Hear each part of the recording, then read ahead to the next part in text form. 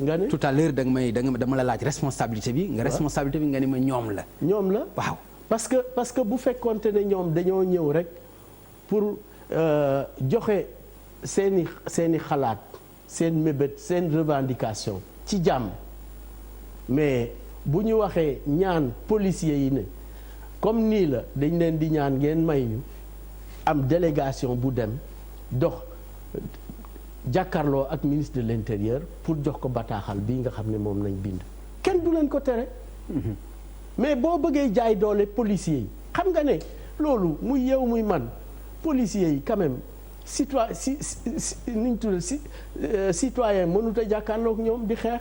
ndax ñoom yàlla def leen a jox jumtuwaayu force.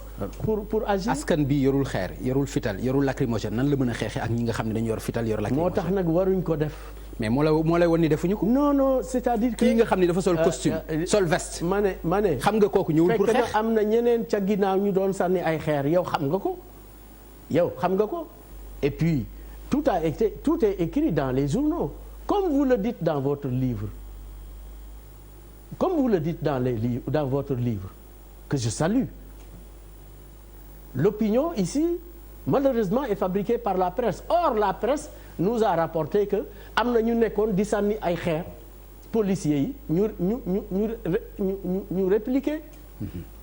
donc bu dul leader yi itam ña nekk seen gannaaw nga xam ne bu dutoon ñoom ñoo oote ñooñee du ñu ñëw di sànni ay xeer. léegi monsieur le ministre ndax li nga moom da nga ko war a ñaan nga am sa liberté sa constitution may la ko est-ce que da nga war a négocier loolu. la constitution moo wax ne pouvoir exécutif moo yore la sécurité. non constitution lan la wax ci marche. non soo ko bëggee def defal sa déclaration ñu encadré ko. dama la ne. non ci marche la constitution dafa wax ne la marche comme l'expression toute forme d'expression. waaw.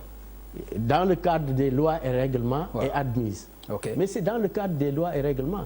Ce qui organise ces lois et règlements, ce sont les actes que l'administration, que l'exécutif prend. Et parmi ces actes-là, mooy l'arrêté Ousmane Ngom. Qu'on le veuille ou pas, mais arrêté bi moom ngay jël teg ko ci kaw loi bi. mais arrêté bi. arrêté bi ngay jël nga teg ko ci kaw constitution bi. arrêté bi. comme mais est-ce que xam nga lii ñu gis nii yéen ay responsable. lii du dara ça c'est rien. attends. non mais wax lii du dara yow tam lii ñaaw na nga ni lii du dara. mais lii du dara pour un responsable politique ñun ñëpp kan moo jaarul ci lii ñu bayonné la bastonné la dugal la kaso kan moo ko deful fii ça c'est rien c'est les règles du jeu hein. mais monsieur le ministre yaa ngi may fàttali bi Abdoulaye Wade ñi gaañu fi ñu naan ngelaw la mu naan ngelaw la quand même. non ngelaw la non tolluwuma foofee mais dama ne les règles du jeu lii ñu gis nii ngay wax na du dara ci démocratie. képp kuy défier dama la ne muy tey muy ëllëg képp ku ciy défier la force légitime détenue par l'exécutif le pouvoir na nga xaar ne boo ci amee lii na nga xam ne c'est les règles du jeu nga bañ ko nag def scandale c'est pas un scandale ça. c'est pas un scandale un homme politique un syndicaliste ak ku mën a doon nga défier la force publique mais lu la ci dal c'est pas la peine ngay jooytu moo tax bu ma gisee ñii di yuuxu wala def ay nangam saalit la te jaru ko parce que ça ce sont les règles du jeu da nga koy accepter. ministre d'État lii nga jàpp ni lii du dara loolu ngay wax ci kanam askan bi ñu lay seetaan. mais yàlla xam na ne du dara commencé wul ci ñoom ah. pouvoir ngeen ni askan bi jox leen ñu ko. liberté yi ngeen ñàkk dinañ leen ko jox. dig leen ay dig ñu jël pouvoir bi porte leen au pouvoir nit ñi soxla seen ay liberté ngeen brimer leen dóor leen ay lacrymogène nga ni lii du dara. lii du ba pare ëllëg ngeen bëggaat ñoom ñu joxaat leen seen kàddu.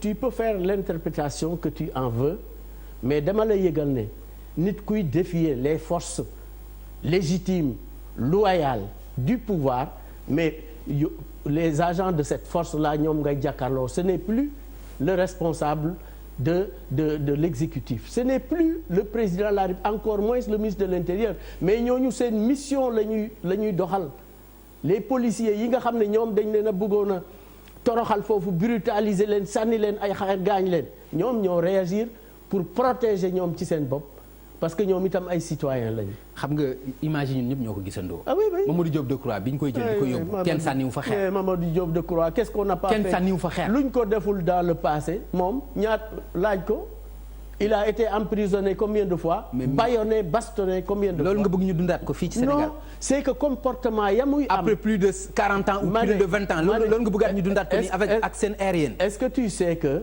kenn ku ci ne sa responsabilité bi nga jël jàpp ne noonu nga wala doxale sa politique sa combat politique conséquences ya bu dalee sa kaw bul yuux donc chaque fois que ñu arrêté ko moom xam na la mu def tey jii waroon na tirer les leçons comme quoi kilifa la warut a dugal boppam ci yenn yi nga xamante ne yi xëy na mën na ko ci fekk ay doomi ay moroomi doomam ñoom ñoo koy jàpp yenn attitude. da ngeen bëgg moom moo ko war a da ngeen bëgg mu toog nekk kilifa ngeen def lu la neex.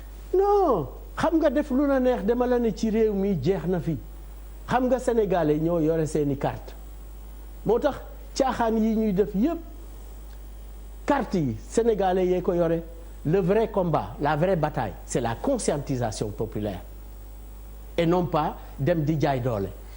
jaay doole citoyen simple ordinaire dem bay jël âge comme ñun ñii boo ko defee jàkkaarloo ak ay policiers mais da ngay weer sa bopp rek. monsieur le ministre kon xam nga ni xeex bi mi ngi ci askan wi. ñoom ñooy fal ñoom ñooy folli. xam ngeen ko bu baax. xam naa ko parce que man wóor na